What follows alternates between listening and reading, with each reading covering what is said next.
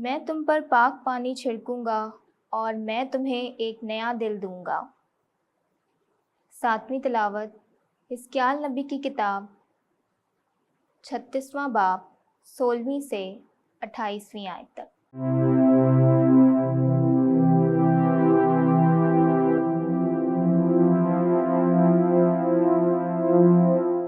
اس وقت میں نے خداوند کا کلمہ پایا۔ اس نے کہا کہ اے ابن بشر، اسرائیل کا گھرانہ جب اپنی زمین میں بستے تھے تو انہوں نے اپنی روش اور اپنے اعمال سے اس کو ناپاک کر دیا۔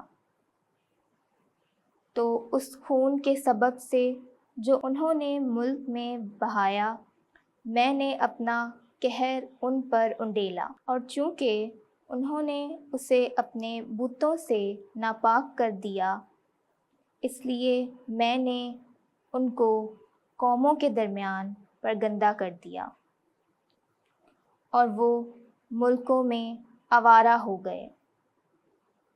میں نے ان کو ان کی روش اور ان کے اعمال کے مطابق ان کی عدالت کی، اور جب وہ ان قوموں کے درمیان پہنچے جن جن میں وہ گئے تھے، تو انہوں نے میرے قدوس نام کو داغ لگایا، کیونکہ ان کی بابت کہا جاتا تھا کہ یہ خداوند کے لوگ ہیں۔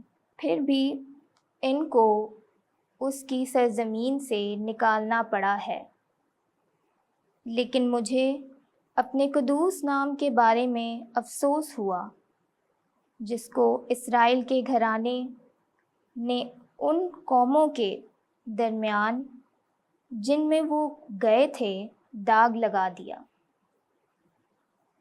اس لیے تو اسرائیل کے گھرانے سے کہہ دے، مالک خداوند یوں فرماتا ہے کہ میں تمہاری خاطر یہ نہیں کرتا ہوں، اے اسرائیل کے گھرانے، بلکہ اپنے قدوس نام کی خاطر جس کو تم نے ان قوموں میں جن کے درمیان تم گئے داغ لگایا۔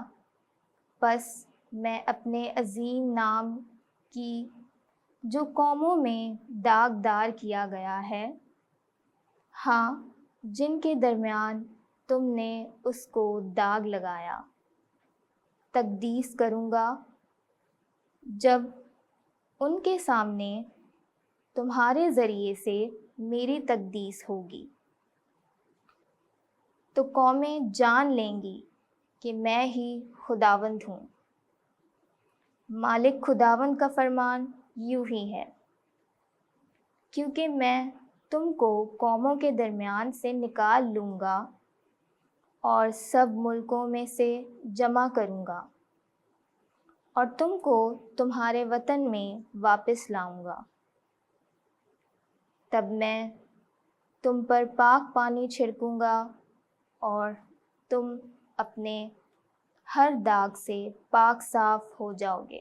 میں تم کو تمہارے تمام بتوں سے پاک کر دوں گا، اور میں تم کو ایک نیا دل بخشوں گا، اور تمہارے باطن میں نئی روح ڈالوں گا، اور تمہارے بدن سے پتھر کا دل نکال لوں گا اور تم کو گوشت کا دل عطا کروں گا،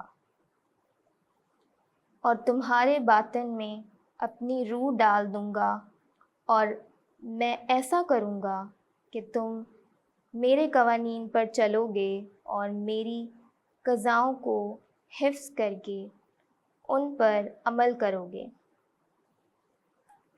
اور تم اس ملک میں بسو گے جو میں نے تمہارے باپ دادا کو عطا کیا تھا، اور تم میری امت ہوگے، اور میں تمہارا خدا ہوں گا۔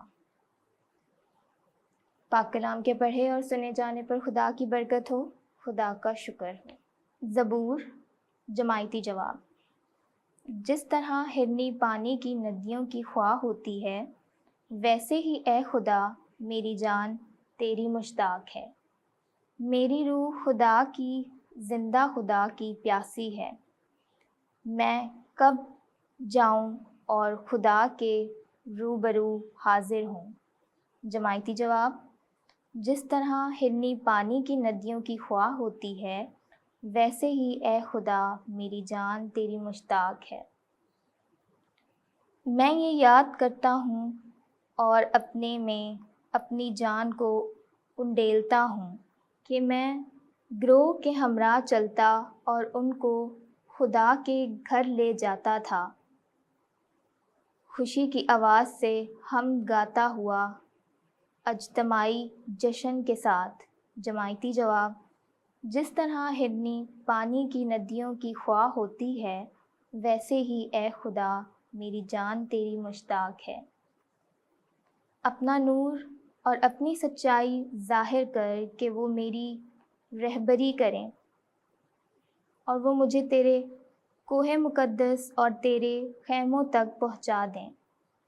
جماعتی جواب: جس طرح ہرنی پانی کی ندیوں کی خواہ ہوتی ہے، ویسے ہی اے خداوند میری جان تیری مشتاق ہے۔